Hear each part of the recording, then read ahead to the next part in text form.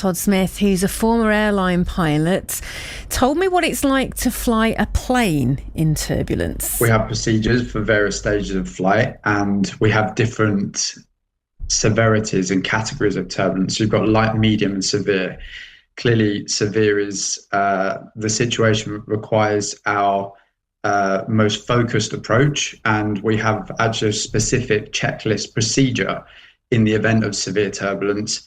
Our first procedure, if we're in the cruise at altitude, is to descend, because there's actually more speed instability in severe turbulence, and it's paramount for us to descend to a lower altitude to increase that safety margin between a high speed or a low speed event. In the event of severe turbulence, we do our best to communicate with air traffic control, get an altitude which is clear of turbulence, to communicate with other pilots and report the fact that we're encountering severe turbulence, and essentially try to get out of it as quickly as possible to make sure it's as comfortable and safe for passengers and crew. In that sense, then, you know when you're about to approach turbulence. Can you avoid it?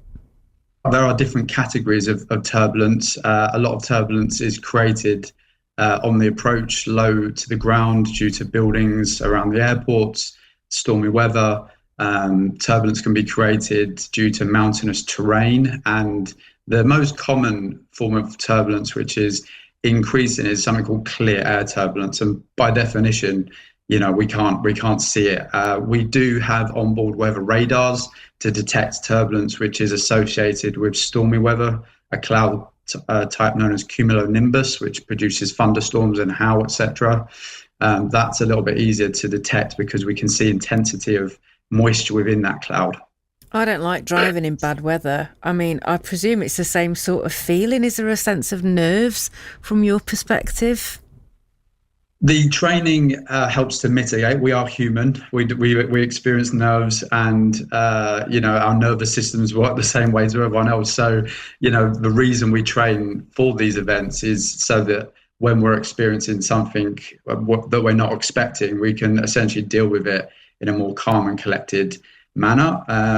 But that said, we have to put our shoulder harnesses on. We're strapped in as if we're about to go and do aerobatics, and we do tend to use the autopilot. The autopilot is our friend in turbulence because the speed can be quite unstable, and we're actually getting bounced around it in the flight deck ourselves as well. So even just sort of manipulating the autopilot control panel and putting your hand out to change, say, a speed, altitude or heading can be quite a task in and of itself if you're in severe turbulence.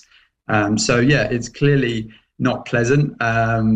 And obviously it is increasing, but we will just do our best to mitigate as and when we encounter severe turbulence and ensure everyone's as safe as possible. And what advice would you give to nervous flyers? There will be people who are getting on planes and they're just dreading that sign coming on. They're dreading that announcement. What would you say to them?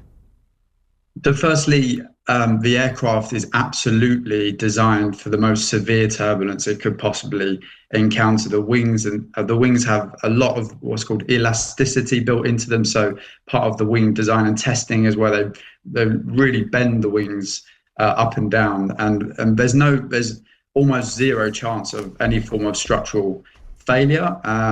And so really it's just a case of ensuring your seatbelt's on when you're seated. Make sure it's tight. If you're experiencing severe turbulence or any form of turbulence, you can just tighten it up a bit. And you have to just trust that the whole crew know what they're doing. They're well trained to deal with these procedures.